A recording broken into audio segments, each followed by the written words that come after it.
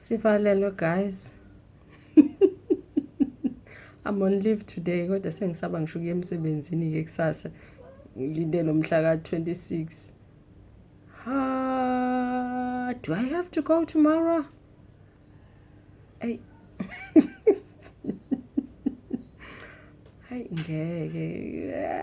Ngathi angisayi kwakhona ke nje ke kwamina. Ha.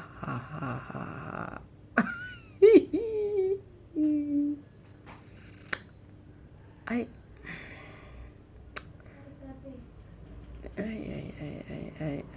Akiyazi mina lento. Hey asihlalene endlini bakithi.